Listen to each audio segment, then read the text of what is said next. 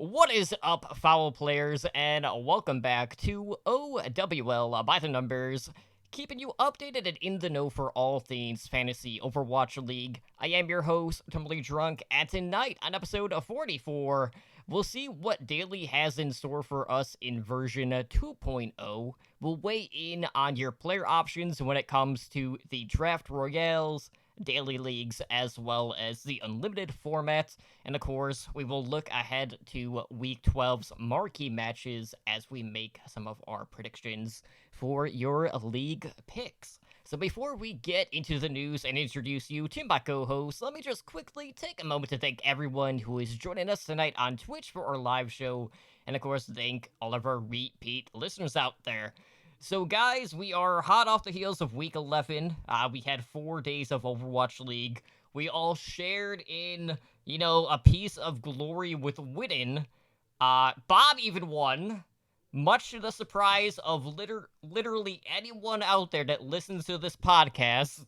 Because, he's kind of been constantly coming in fourth in a lot of contests. And, sure enough, he's not here to celebrate what will be a win that is few and far between. So, kind of unfortunate for him, but, he doesn't have to know that he won because he probably won't check anyway. So, unless he goes back to listen to the show, which I doubt he will. So, maybe he'll just never know, guys. So, we can just ignore that it ever happened in the first place and continue as we just normally do moving forward. But anyways, joining me tonight, as always, are my co-hosts. Up first, we have Ed, who, you were a minute late tonight, and after all the flack you give Ramses, man, it's just brutal, brutal. Who cares if you have actual Yes. to do with your life? Boo. I was 1 minute late. Boo. So I was 14 minutes earlier than normal Ramses. Wait, no. Excuse me. I'm you were This is- 7 minutes earlier than This I- is pre-lockdown Ramses. Yes, sorry, I was 7 14 minutes minutes earlier than what Ramses tell us. 24 minutes from when he actually shows up. There you go. That's more accurate. I mean, you're not totally wrong.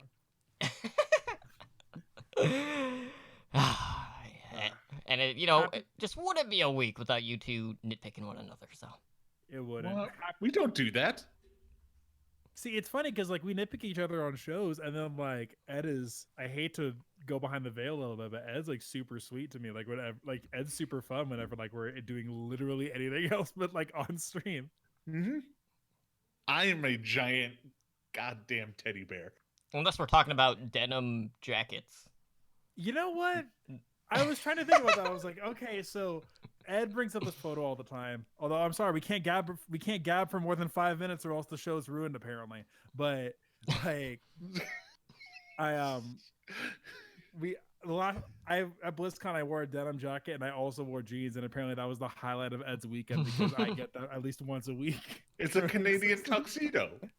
It didn't help that I had the full like porn stash grown out, so it Mhm. looked like a specifically weird thing. Yeah. I'm a little bit excited that the games are back to 2 days. I think them moving stuff for that Echo tournament was a nice twist, but everything being Saturday, Sunday will be fun. Reminder again, please get your lineups in as early as possible, simply because you don't want to get caught out in the cold, only being able to start people from like 3 teams. Mm-hmm. Well, I mean, honestly, we only have 2 games each day. No, we don't. Like, yeah, because I mean, the rest are the Korean games. Well, that's what I'm saying. Get your lineups in on Thursday Oh if yeah, you can. Like that's what I've had to do because I've realized if I wait, I'm like, oh, I'll get them in Friday night. Like it doesn't work. Mm-mm. I'm always late for one of the games. No, those 1 a.m. Pacific time starts will absolutely get you with those specific games. So looking at just the landscape of fantasy, it seems like every week we have an update of some sorts from one of the providers, and we do have an update from FantasyOWL.com, who do provide your daily fantasy options. And Foul basically said, come in May 1st, we have version 2.0 of the site rolling out, and quite a few things are coming with this. We are getting a monthly leaderboard, which will be ranked by the amount of coins that you win in these contests. We'll see dynamic full player fantasy stats tab, which will include both full season as well as weekly stats with the ability to export that data and stats into Excel. I'm looking forward to that because, we do like to number crunch. We also have the launch of the mobile app coming for both iOS and Android devices. And then, we're looking at dynamic player pricing on contests once they, go live, as well as update as soon as the stats come in. Now, that's definitely the big one, I would say, because when it comes to the iteration of the Stats Lab and actually getting the stats out onto the platforms, it's basically been a fairly large differential at times. Some weeks it just you're at the mercy where Stats Lab gets delayed, and then we're just wondering what the hell is going on at this point. So I really hope with this is going to smoothen out and just streamline the process for the daily leagues out there. But I'm just looking forward to diving more into stats because it's really hard to kind of like go back and compare and contrast how players are doing in the daily format without having something that is just easily sorted like we would with exported data. I know I personally am actually excited about the mobile app rollout. I know that I get a little bit tired of having to go back into like Safari on my phone and then having to relog in and then having to cram everything onto the screen with my giant fingers. So I'm excited for the mobile rollout. The stats will be helpful as well because it's like when you're trying to compare two players, you almost have to you have to do so much work having to go up and down the list and having to compare different weeks. And then obviously some weeks didn't get counted the same as normal weeks as well. So I'm excited for that to be a little bit cleaner. Yeah, I mean, anything could be good. The mobile is the big thing. Um, you know, uh, drafting. I hate drafting on a mobile. But I truly hate setting lineups not on a mobile. I mean, if that really makes sense, it's like I don't want to have to log onto my computer to change my lineup. Well, I'm interested to see how it goes too, because I'm almost the opposite. Where high noon aside, like most of my mobile drafting experiences were really, really good, but setting my lineups has been rough with the actual browser on my phone. So, and I'm interested to see how the interface works because I know DraftBuff kind of set the standard for as far as a fluid mobile interface. Mm-hmm. So I'm interested to see what they do.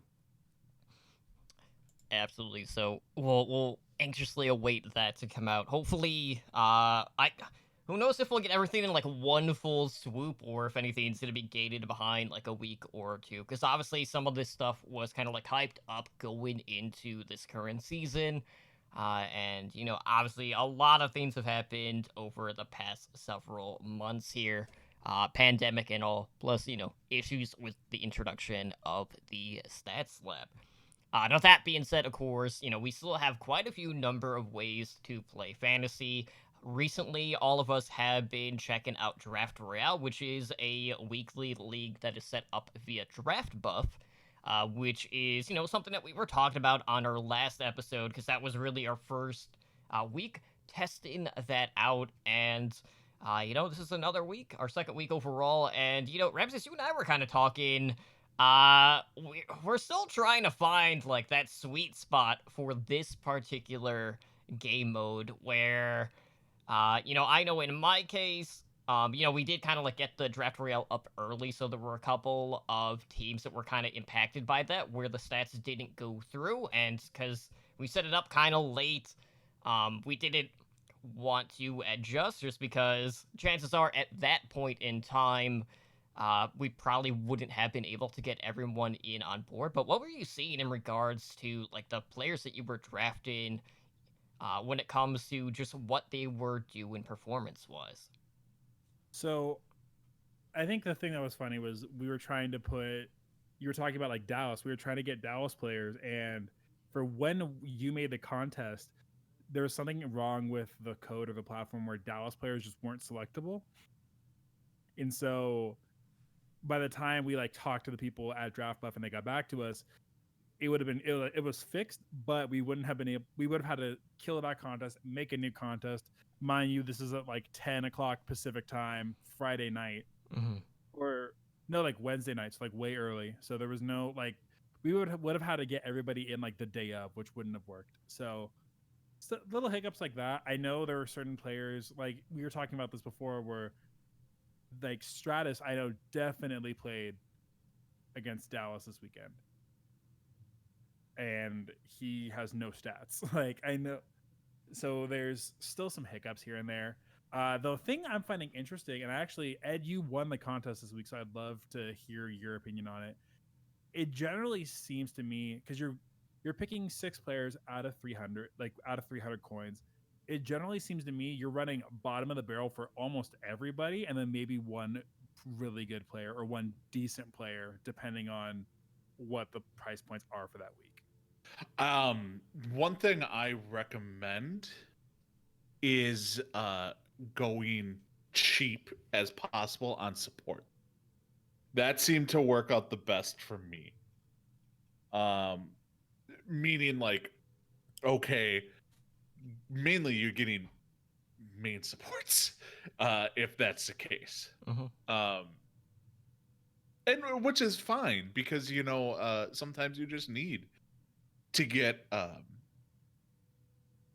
stuff like that, and picking up players you know are going to play. And my goal was to get people that were guaranteed to play, which turns out to be no NA players. and truly picking a bunch of people from China. You know, you're looking at the, you know, God, what is it? The Like Eveltal. No, not even that. Izayaki, still pretty cheap. Well, and so we'll talk about that with player picks later, because now we're seeing more swappage between players as well. Mm-hmm. And unless you're Boston. Unless you're Boston, true. Yeah. Sorry, Ed, I interrupted you. No, it's other things too. Like I was looking at Jinmu is definitely one that I think you should always look at, because he's gonna play every single game. Krong is another flex tank. He's always gonna play. Let's see, who else was I picking? Izayaki, Krong, and Jinmu were like my 3 staples across the board. You know who I put in, who I think is a good pick for this week, is Chris from the Florida Mayhem. Yeah, Chris would be good. Because again, that's somebody who you know is going to start. Gangnam Jin should be starting every game, but he's going to be rotating with Byram sometimes just because. Yeah, and like you could pick people up like Ark, who's gonna play for New York, because New York's playing twice. You know what I mean? Well, so Washington, you're thinking there's not Ark, Animo. But Ark was, I think I picked Ark this week as well, even though he's on the Justice and sucks. You know, it works. So yeah, it's basically all about trying to get for sure things in this meta, or the way the game is now. Picking people who are not like top notch or like guaranteed to be out there is not advisable in any way, shape, or form. If others are available, let me get that out there. Like, obviously, if you don't have a choice, you don't have a choice. Because, you know, who would have guessed that the majority of these people wouldn't be playing on a week-by-week basis? Like, who here picked Dogman this past week? And then Kodak's in. Like, sure? Yeah, I will say, too, Kodak's price point for this week was super inflated. It was like 66 gold or something like that in regards Yeah. to Draft Royale. Well, and that's an issue I've been wondering about with Draft Royale is that it seems that like the price floor for everybody just gets higher and higher and higher, and you're left with fewer value picks that you can actually put a lineup together with. The prices for both Fantasy Owl and Draft Royale are way too close together. Just way too close together. It's like, okay, you know, you can get Jinmu for $17 and Linkser is $16. You're like, wait, what? No, what? No. Well, I They think should not be $1 apart. in Draft Royale, it's a little bit more drastic. I know I had Linkser written down when I was looking at the prices because at the time of when I was doing show notes earlier today, when I went to create like our private league for Fantasy OWL, it it would go to create the league and then it would white screen and then I couldn't actually see the player price in. But on Draft Royale, Linkser was set at 38, and then when I was looking at some other options, I was looking at like Prophet, who was posted at 55, Doha was at 50, Dante was at 46, Yaki, who has been doing fairly well as well, was also at 43. So there does seem to be more of a differential, at least on the Royale side. But yes, when it comes to like the daily league format, there are a lot of situations where the differential is more than likely going to be like 1 to 3 outside of the people that are probably 20 plus. Yeah, and the thing is the reason for it is because a lot of them just go off past performance, like recent past performance, but you can't really use that as kind of a barometer of it because it's one of those things where, like you mentioned, Kodak performed the hell out of last week. Is Kodak going to be playing this week too? Probably not. So does that mean Dogman's going to plummet? No, because it's using an average. So Dogman and Kodak are probably going to be pretty close in price to each other, in theory, with this.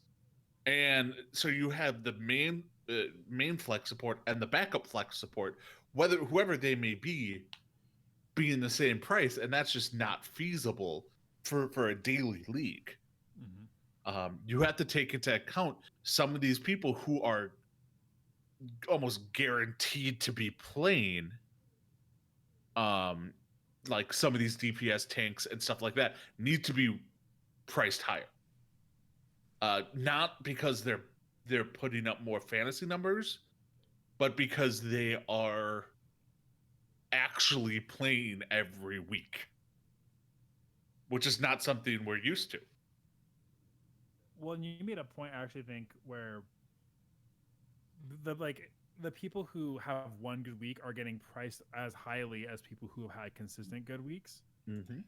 Like you're saying, the idea that when you have everybody, even people on the bottom barrel teams, like priced really highly, you're scraping for who you can actually put together in the lineup. Because 300 coins, like if you're lucky and you can draft everybody even at like 50, which isn't going to happen, like it gives you so little wiggle room. I think that's just my one issue with the Draft Royale lineups, is that my lineups with like daily fantasy and the other platforms have been a little bit easier to put together.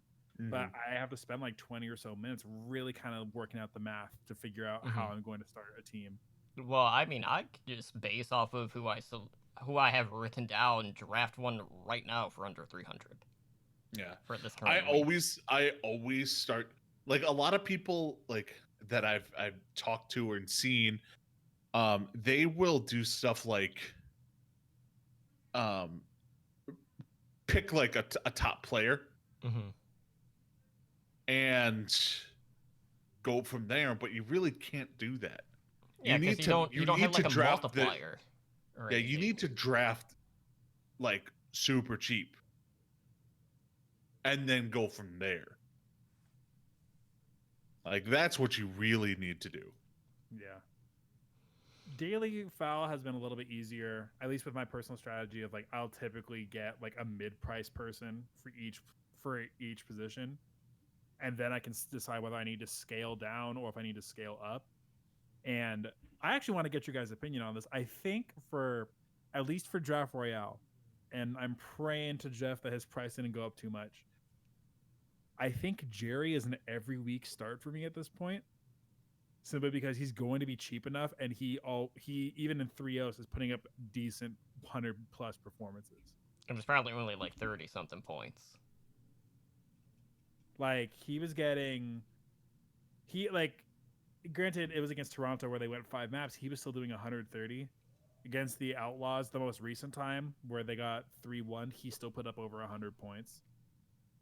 He feels a little bit more consistent to me than somebody where like he's a little bit more consistent and you can guarantee he's going to play. They have literally nobody else to put there unless Mineral comes out from Overwatch retirement to actually play. Yeah. I don't know. I feel like the mileage there varies. Like if it's a bottom 6 team, I probably feel more confident. But if it's against a better team than that, you're probably going to see a lot of, the needle move in the opposite direction in regards to how much mileage you end up getting out of him performance-wise, both in-game as well as fantasy.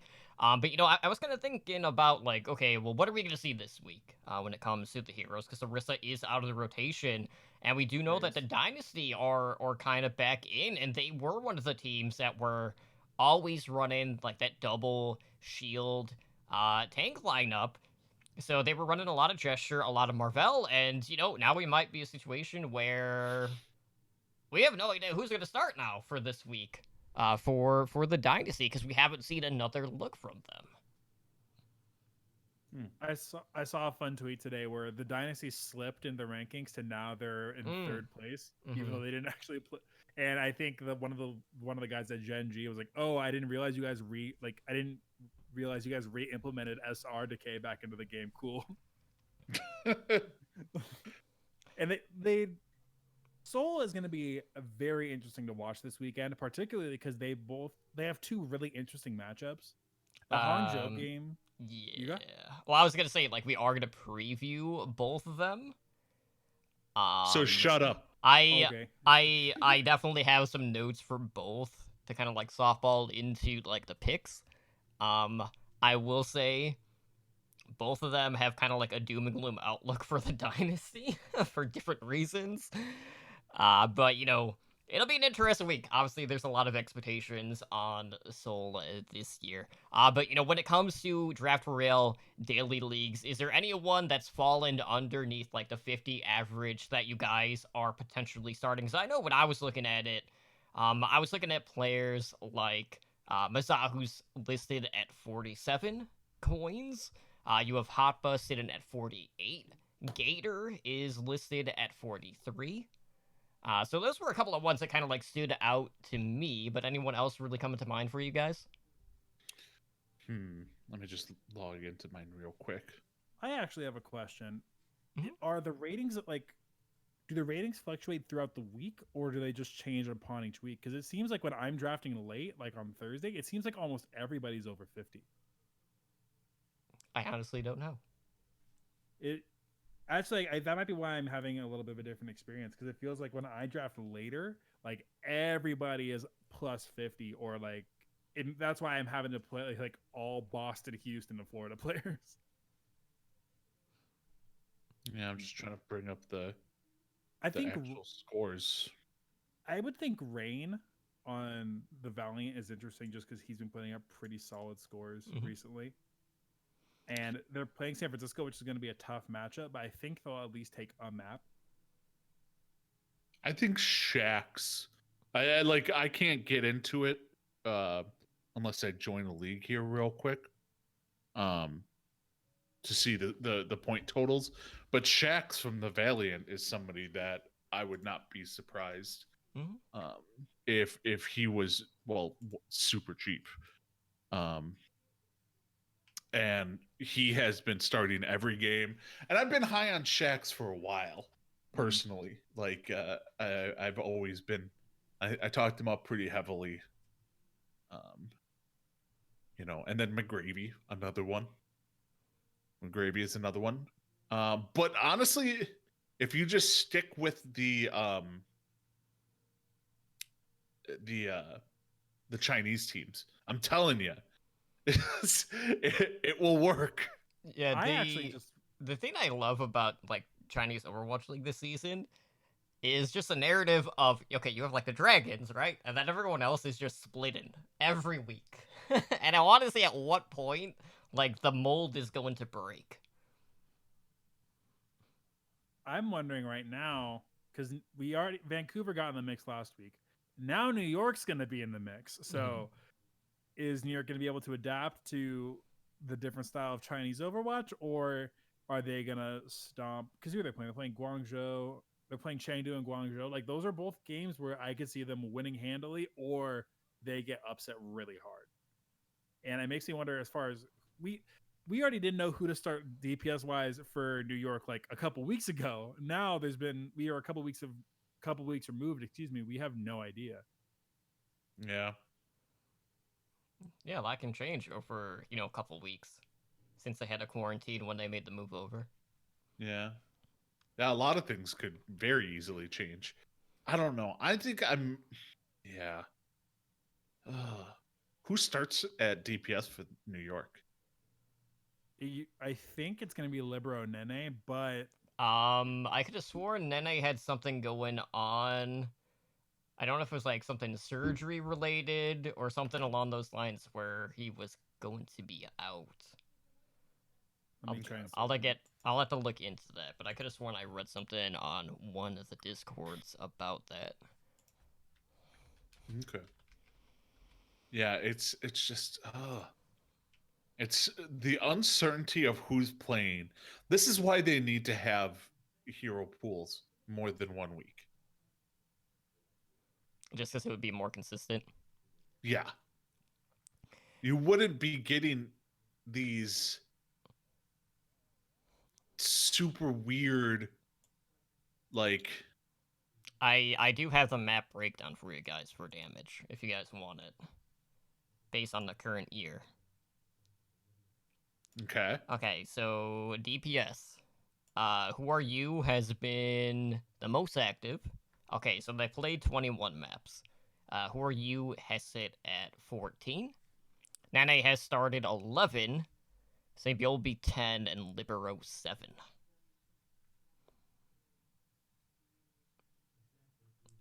Okay.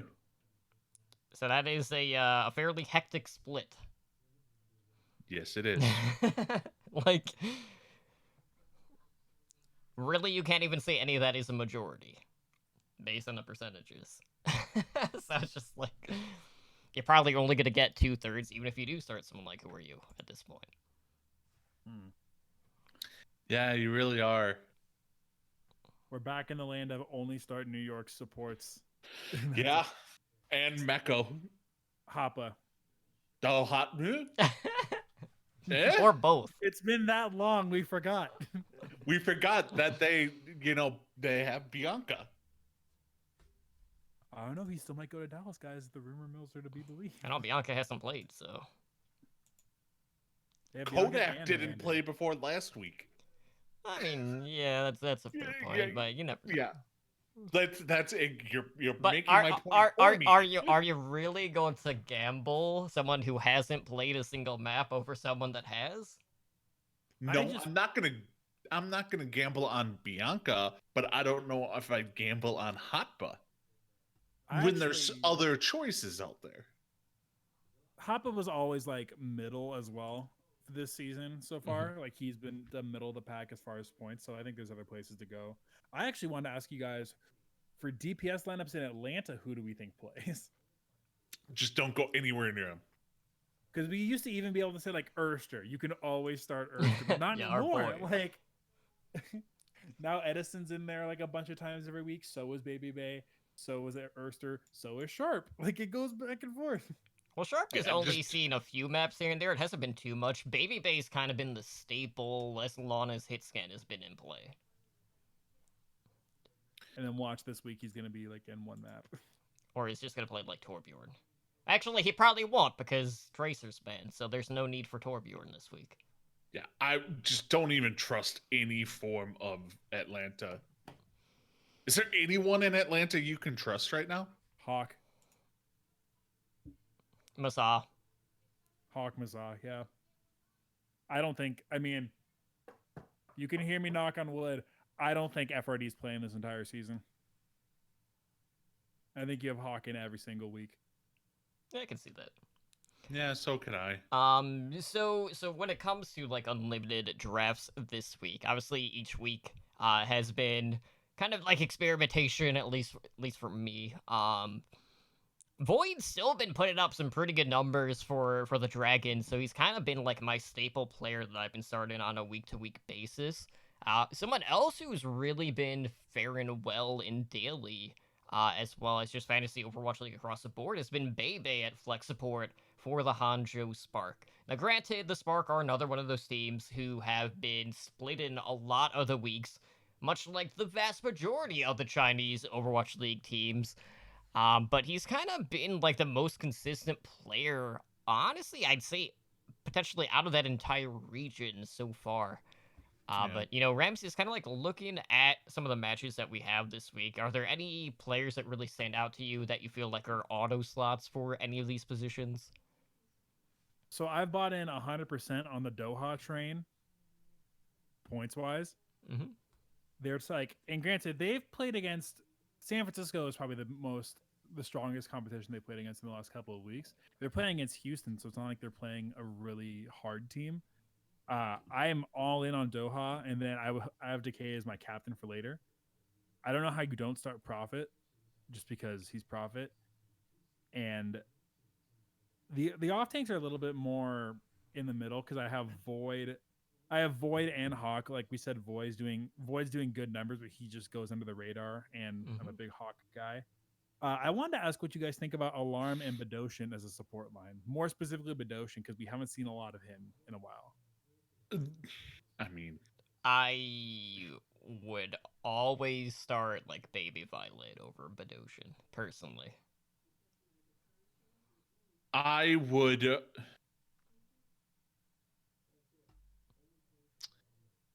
Alarm is an auto start in any sense of the form. Well, we have seen like Philly doing some rotations. Yeah, but still no. I just can't. Or do you think can't. the frag potential kind of like outweighs it? I think the frag potential probably outweighs that. Okay. He's just so good that it's hard not to start him. Mm-hmm. So yeah, yeah. I almost think you have to. Yeah, so like another one of the tank players that I've been like on the fence about every week has been Elsa from Chengdu Hunters, who has always been like a player that we never really talk about because last season the Hunters had like you didn't really even know who like what an off tank was for that team. They were just kind of like always there, but like kind of like off in the corner, kind of like doing their own thing. But Elsa's been consistently starting, but I think Void has been just a foundation, at least, for tanks for me. DPS-wise, I'm primarily looking at the K.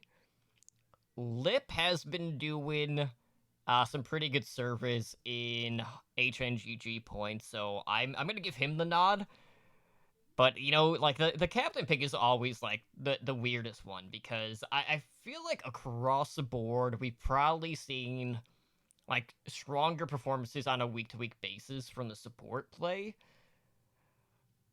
And, you know, I'm so torn because, like, New York is, you know, coming into the fold here against some of these China teams. But then part of me is like, well, Vancouver kind of underperformed after a little bit of hiatus. And I'm like, oh, crap, is the same thing going to plague Excelsior in this case? Like, do I start Jonak as a flex pick, or do I look elsewhere? So, the two options that I was looking at in regards to that were either Jonak Or if I'm not feeling confident going into this weekend's matches, I'll probably end up going with Izayaki for that But other even then, pick. Luffy started a couple maps this Yeah, weekend as well it's for just Shanghai. like, it's one of those things where, like, if I had a stack of papers, I would just throw them. Because I don't even know. Like, something's gonna land eventually. Yeah. You're just like, It changes week That's to week. that's why fantasy right now for Overwatch is so infuriating, because you are wrong 90% of the time you pick someone. That might just be you. Well, I'm better than you. Who won 2 leagues this week and who won 1? This is true. We, Although when I went Ramses 2 and I weeks last week, we collectively didn't- won 2. when I went 2 weeks last week, I got told shut up, and we didn't. And you shoved me under the rug. So Because we didn't have Bob in those leagues, and we all know Bob was the key. Well, Bob is auto 4th anyway, so. Ed, who are you feeling as far as like who are you trusting at support this week? Trusting? Okay, who are that's you a looking strong to? word. Who are you considering for support this week?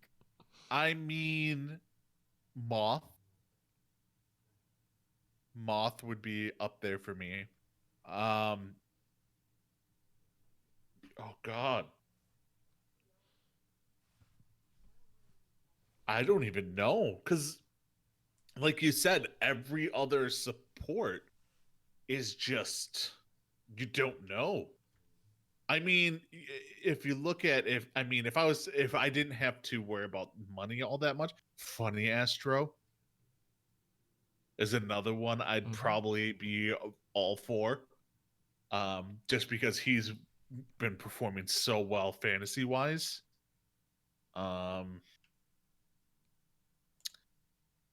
Yeah. Any of the New York Excelsior support, I think you can go with. But if I had my pick, I'd say Moth would be my go-to. And that's weird because he's a main support, but I don't trust any of the flex support this week. And I like Shu and Bebe personally. Like if I'm picking 2 flex. Yeah, I do like Shu and Bebe. Yeah. They could really do some damage there. I guess I just haven't watched enough of the Chinese games to know if they're actually playing. You know what I mean? Right. That's a fair point. I mean, but again, like it is also, like 3 a.m. your time when these games start. So, there is also that. New York and Chengdu play at 7 a.m. our time this week. I'm still gonna be at work. That doesn't help me. On Saturday, you'll be there at 7 a.m. I start at 7 a.m.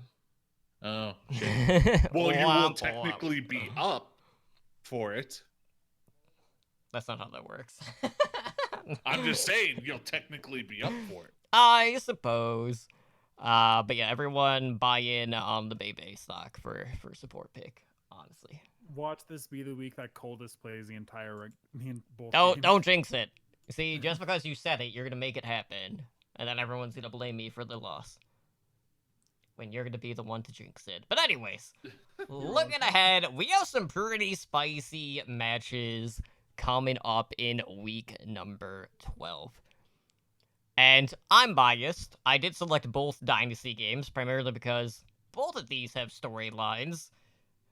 So on Saturday, to kick things off at 1 a.m. Pacific time, we have the Seoul Dynasty going up against the Hangzhou Spark. So if you're wondering, hey, Totem, what's going on? Where's the story in this one? Well, I'll tell you guys. The Dynasty have never beaten the Spark. Unless you want to count a show match that was Mystery Heroes, in which case, if you do count that, why? Because it meant nothing. If you do count that, shut up.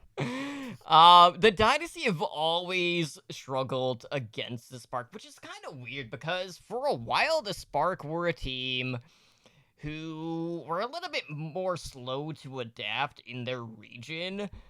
But, in traditional sports and esports, there always seems to be that one matchup that a team just really struggles with, and for the Mhm. Dynasty, it is against the Spark.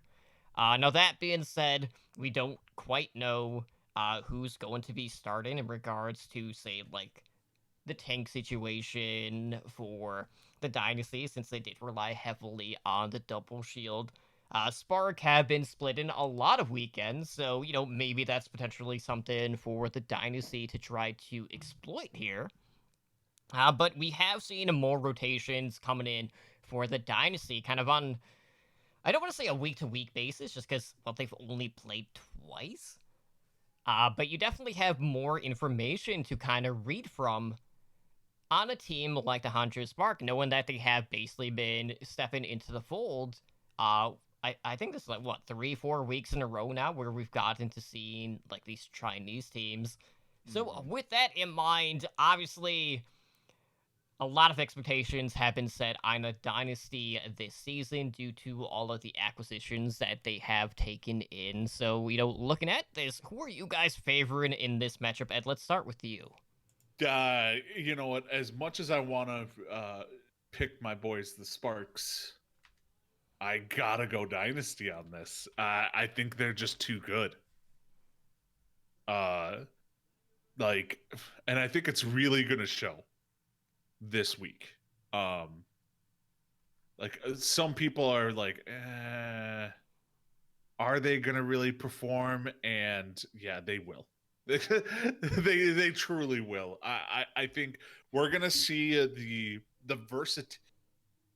Remember when London had everyone was like, okay, they're gonna go with the you know the the two full teams type of thing. Mm-hmm. That And, was with and Kondu and Jisoo Busan. exactly. And that's something I can actually see them doing here. Now it's not two full teams. I I I I know this. But there's still they can throw two completely different lineups at you that are both equally skilled at any given time. Mhm. Maybe with some fairly similar players, like they only have like one main support, I think, right now. So he's obviously can be playing, but they have when you have Gesture and Marvel, you have probably the best two. If they're both in the game at once, so they're the best main tank and backup main tank in the league between the two of them. But then you also throw in Michelle, and you have probably the nastiest tank lineup in the league. And yeah, it's just something that I don't see them losing anytime soon. Okay.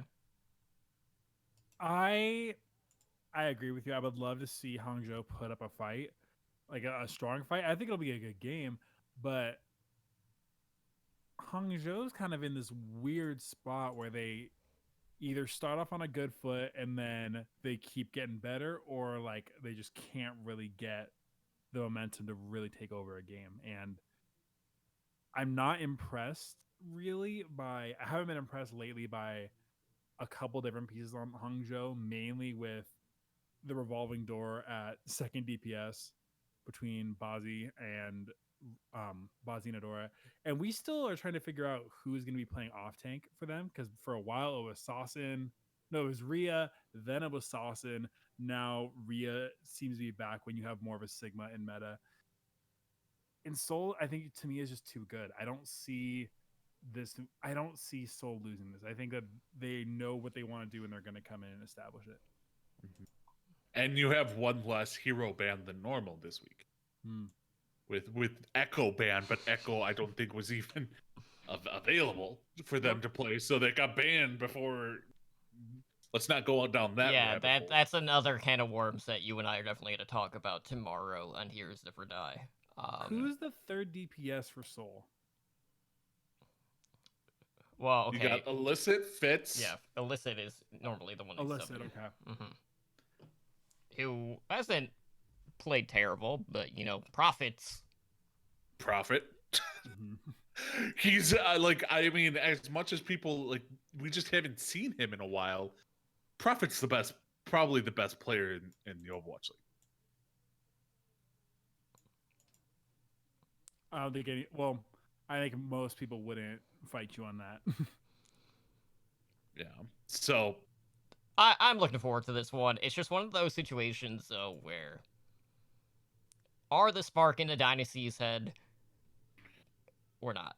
Who knows? No. I think for me, like, if the Spark come out, they start strong on control, the momentum is probably going to maintain in their corner.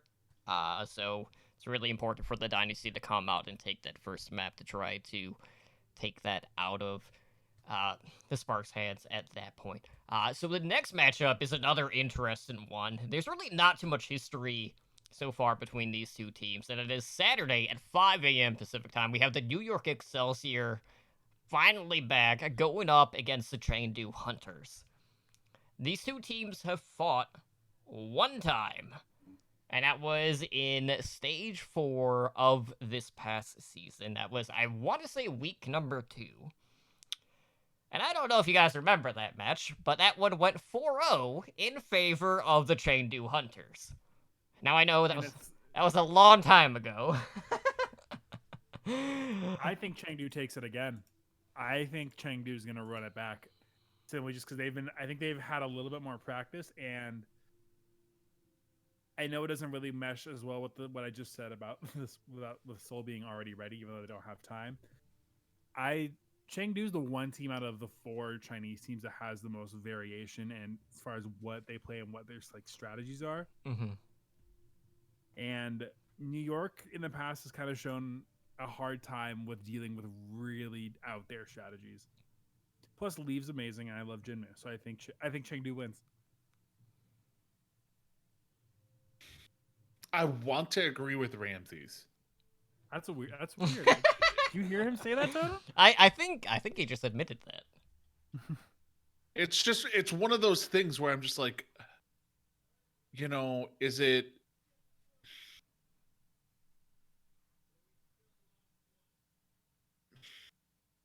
They've been the worst team of the Chinese teams, technically, right now. Yeah, they've been a step behind. Yeah. Is it going to be the same way when they play New York? Like, is New York? I think people are expecting New York to take the Titans step back, and I don't know if they're going to. I wouldn't expect them to. I think one of the things that we're struggling with when it comes to kind of like comparing teams in regards to like team strengths is the fact that we've seen how close the China region is as a whole. Now, when we compare that to, say, like New York, we'll just say like Philadelphia, Boston, Washington, teams that are on the East Coast, there is a very clear differential between the top and the bottom, and there's really no middle ground there. Whereas in China, really outside of Shanghai, it's all middle ground. So, yeah. Like, you're basically trying to compare these two regions, and it doesn't add up yet until we see more of like this inter-regional competition happening at this point. Now, that being said, New York, I have definitely been probably the more consistent of the two teams. But there's also something to be said about, Chengdu always kind of being that one Chinese team who always seems to level up against the competition that they are up against. But, for whatever reason, they just haven't been able to figure out stuff within their own region.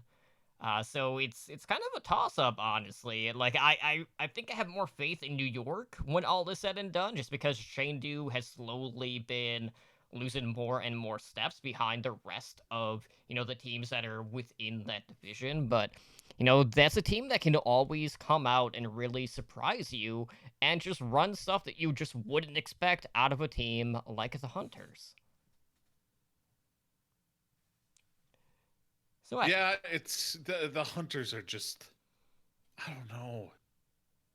Like Leave and Shenmue are so good. I just wish there was more of a counter to what's throwing this all into whack is the Echo Band. mhm. And basically we're going into this with one less hero than what a lot of us thought we'd have. Mm. Right. It was And posed to me. You go. I'm sorry, I'm interrupting. no. It's just one of those things where I don't know if there's gonna be enough of like bands this week to change things around for the hunters. Lobo made a good point to me over the weekend that if you actually watch Leave play in game, Leave takes a little bit to warm up, but then once he starts off all right and he gets hotter and hotter as the series will go on. And even though I don't like, even though New York, Seoul and New York haven't played in a similar amount of time, I just get the sense with Seoul that Seoul is like ready and is like set up for this. I just get the sense that New York is gonna have to get some rust off to get the game going. And I think if you do that, you allow Leave time to warm up and to start taking over the game.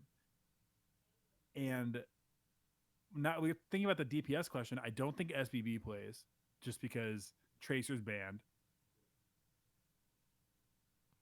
I mean, granted, they still could put him in on the McCree, but I think we saw that Nene and Libero cover that job a little bit better. I think Chengdu takes it. I would not all be surprised if New York wins or if they even win handily, but I think Chengdu is going to be able to build momentum to take it like 3-2 or 3-1. Now, this next match we're going to talk about is honestly probably my most anticipated match of the season. Of the season. Yeah. That's That's because a bold of strategy, God. Let's see if it pans out. that's because of how highly touted I have both of these teams, and it is Sunday at 3 a.m. Pacific time. We have the Shanghai Dragons going up against the Seoul Dynasty. So two teams that definitely highly touted amongst the community going into this current season. Shanghai definitely has shaken out to be the real deal, at least up against their respective region. Now we're going to see how they do against some of the Korean teams out there. Dynasty, still early on in the season, and what better way to leapfrog over Shanghai in the ESPN Overwatch League rankings than by beating the team that basically surpassed them due to SR decay, as Arnold had put it. I know, how are you guys feeling about this one? Because there's a lot baked in here. You got, Fleta going up against his former team. You have two very deep DPS rotations, should they decide to go with that. This is going to be a real slobberknocker. Okay. Good old JR. I have no idea what's going to happen. No. I think give me the first Seoul game, and then I'll be able to draw off of that. Exactly. Now, if I was forced to pick someone right now, I'd pick Seoul. Just because I think Seoul is just that good. And it's not like Shanghai has been unstoppable. Mm-hmm. They have lost. So we're not seeing anything insanely magical about them. So yeah, I'm very much interested to see how it goes. I want to see some Prophet v Fleta. Make it happen. That would be cool. Prophet v Fleta. Prophet v Fleta is going to be fun. I mean, you can make the argument a more well-rounded team is Seoul, but Shanghai, even the pieces we were kind of worried about, mainly just stand one, have been good too. The one piece. I say pieces, but literally the one piece. Yeah, literally one piece. Literally just one. Stand one's been pretty good. the comp that Soul runs is probably going to be the biggest interesting thing about them this weekend because we don't know if they're still going to run the double shield or maybe something. I don't know. Well, they can't run. Well, it would be what Ryan Sigma if they're going to do that. Yeah. Yeah, maybe not double shield. I don't know. Totem, we didn't make a decision. You have to pick. Who do you think wins? Pick one. Pick one of your dads. I'm more confident in Shanghai in this match. I think Dynasty take the other series against Spark, but I think Dragons will come out on top of that one. I'm more conflicted with Dynasty this week, primarily just due to the fact that we haven't seen multiple looks from them. Whereas with the Shanghai Dragons, we've already seen a couple of different iterations from that team, not to mention the flexibility. So, but you know, I feel like a lot of it could just boil down to profit carry. Because if you want to talk about star power, someone who just has the ability to flip a switch in a series for the Dynasty, that is going to be profit. Yeah, I mean, I completely agree. Profit is the Carpe, he's the Fleta without being named Fleta. Yeah. Well, I wonder then if it comes down to the second DPS, if it comes down to what's it called? Excuse me, to Fitz. Fitz v Lip. Fitz v Lip, because Fitz has been consistent for the last. Well, granted, he hasn't played in a month and a half, but like Fitz was pretty consistent as well. I don't think you can make a more even matchup in the league right now, except for maybe involving Philadelphia. Could be, and we do have another match that I know has a lot of intrigue between a lot of podcasters out there, primarily because of who's involved. And it's also, Battle for Texas, as we have the Outlaws going up against the Fuel on Sunday at 3 p.m. Pacific time. Now, normally, Ed, I would throw this to Ramses and Bob, seeing as one is an Outlaws fan and one is a Fuel fan. I cannot do that. But, you are kind of someone who likes Fuel, if only because of their DPS. That is very true. So I will just have to make do with what I have. So Outlaws seem to do better when they situate their lineup. When they don't, things kind of go to the wayside.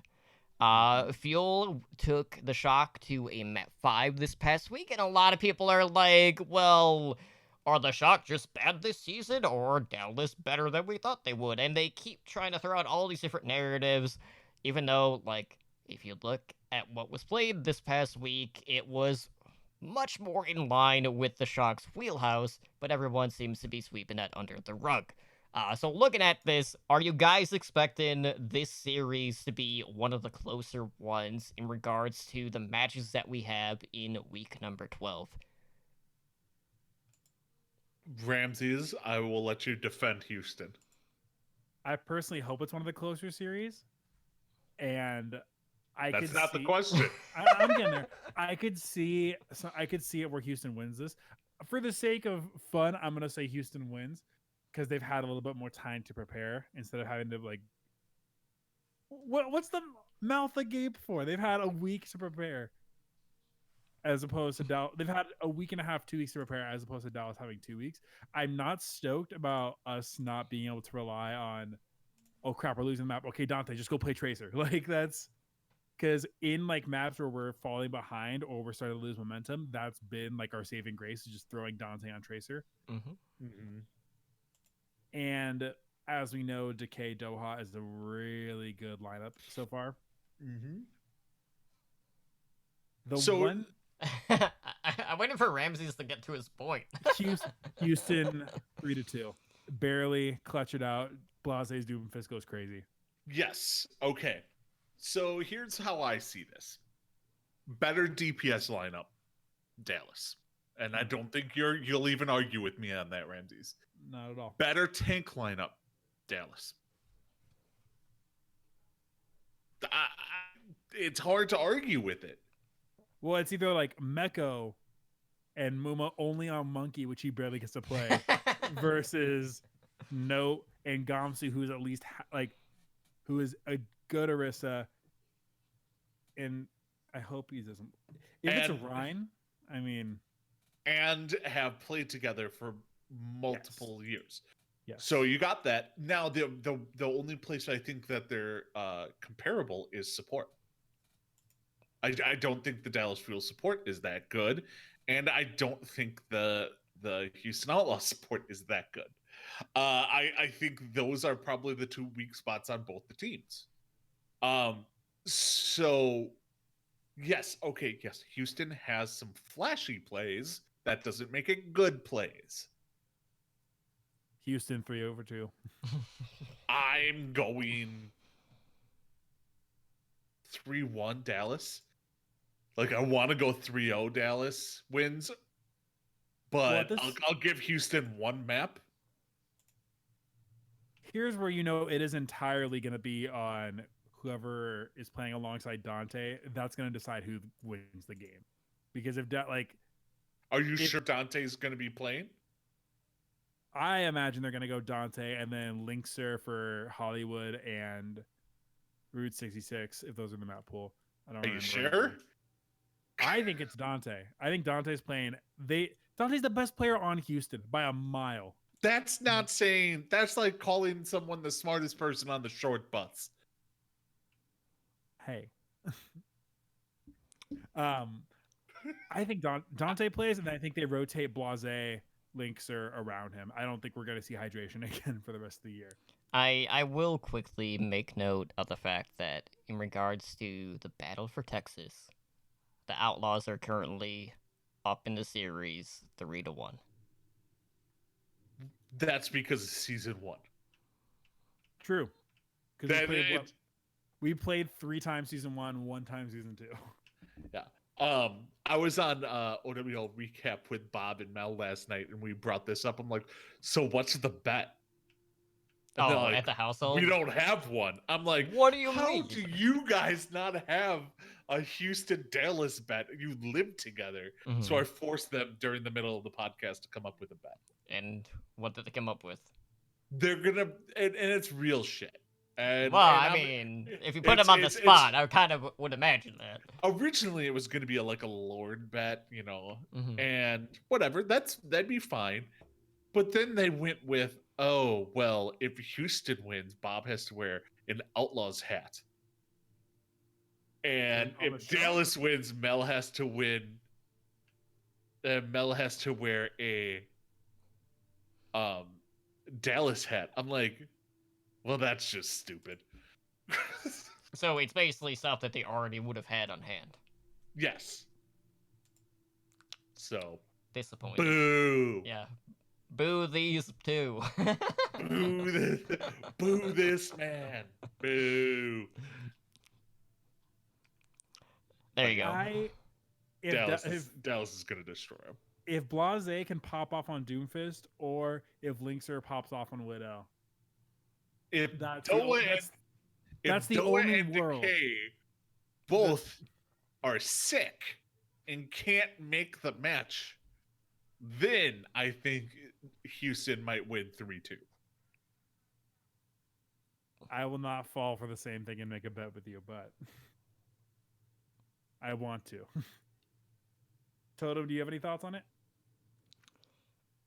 I mean, no matter what happens, like, I'm pretty sure someone's not going to be happy in that household.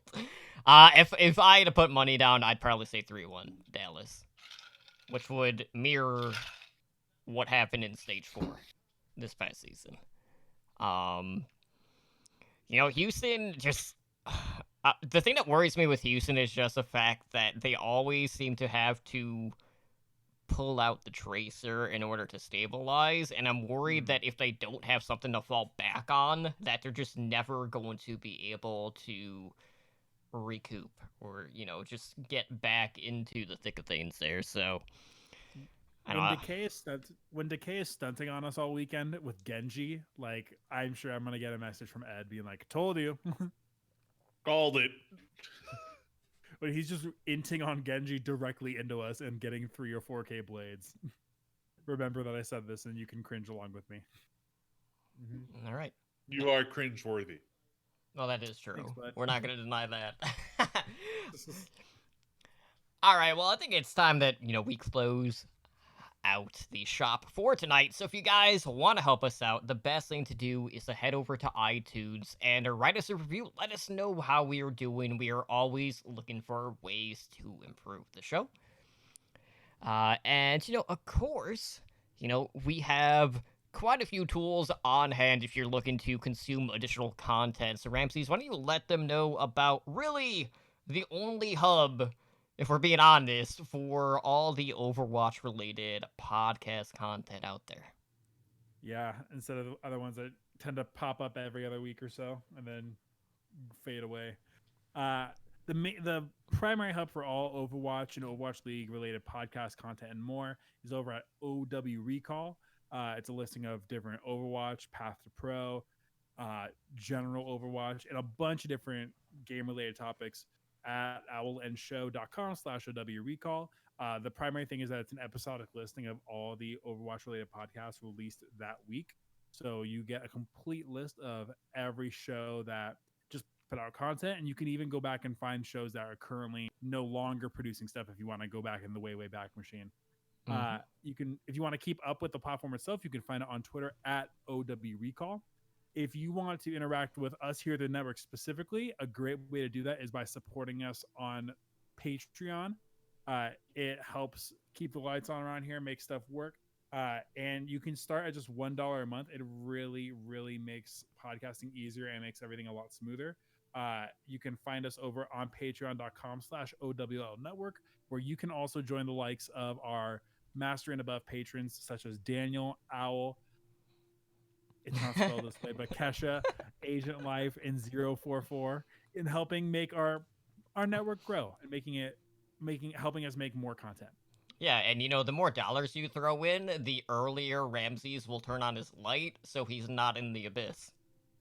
I keep if I just keep Google Docs open, that'll be light enough. Like that'll be like always halfway through the show, I'm like, where'd Ramses go? Yeah, is he still there? We don't know. Well, and then it's like I'll lean in, and the computer light just shows all the creases on my face. I'm like, oh great, awesome. time to go turn the lights on. Yeah. Anyways, and why don't you go ahead and let our listeners know how they can contact our show? All right, so you can reach us through email at contact@owlandshow.com. We are on Twitter, and that's at OWL by the numbers. You can come to our website, and that's at owlandshow.com. We do have a YouTube channel, and that's youtube.com/Overwatch League Network. We are also on Discord, and that's discord.me/OWLNshow. We do stream live on Twitch at twitch.tv/OWLNshow. We are a Twitch affiliate, so help to support the show by subscribing to our channel and earn our network emoticon. We do stream pretty regularly, so we have Mondays at 7 p.m. Pacific with the Overwatch League Network, unless Totem's sleeping. Fact. Then we have this show, OWL by the Numbers, which airs Tuesdays at 6 p.m. Pacific. Then we have Heroes Never Die, is a variety Overwatch show, which airs Wednesdays at 5 p.m. Pacific. And then we have a show with me and Totem for Hearthstone Battlegrounds, and that is Thursdays at 5 p.m. Pacific. And then that is over at a different channel at twitch.tv/TavernTalesHS. So we stream that. And then you can follow me personally, Edinar, on Twitch at twitch.tv/Edinar, or on Twitter at Edinar83. R.I.P. Edinar Overwatch. Yeah, we hardly knew you.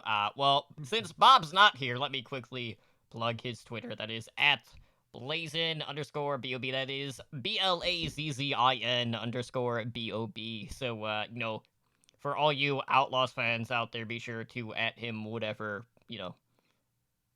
Texas Hard memes or whatever you guys do or something. The worst slogan in the league still. Ugh, man. Absolutely. Houston has both of the worst ones. It's like that one and ante up, and It's better than their previous one. well, both of them are bad. Like it's not Texas Hard is. Ugh. It was bad. The marketing major in me just cringes in frustration every time I think of those. Mm-hmm. You can find me on Twitter at Ramses_OW. You can find the other show I do at PushPointPod. And we don't have a weird question this week, do we, Ed? No, we haven't had one in a while, to be honest. I mean, we haven't done the show in a while, to be honest. So We did one That's last not week, true. you Yeah. jackass. besides that one, all right? I will say it was the 20-year anniversary of the Goofy movie last week, Mhm. It on- was. and I thought of you specifically, Ed. So. As well you should have. So, with that being said, you can also find myself, Totally Drunk, on Twitter at TotallyDrunkCTR, and when I stream on Twitch, it is at twitch.tv/TotallyDrunk. So with that being said, guys, I hope you join us tomorrow night for Heroes Never Die, when I'm sure Ed and I will find something to rant about that may or may not have anything to do with the fact that they banned a character that wasn't eligible to be played in the Overwatch League this week anyway. We'll see you then, guys. Have a good night. Peace out. Bye.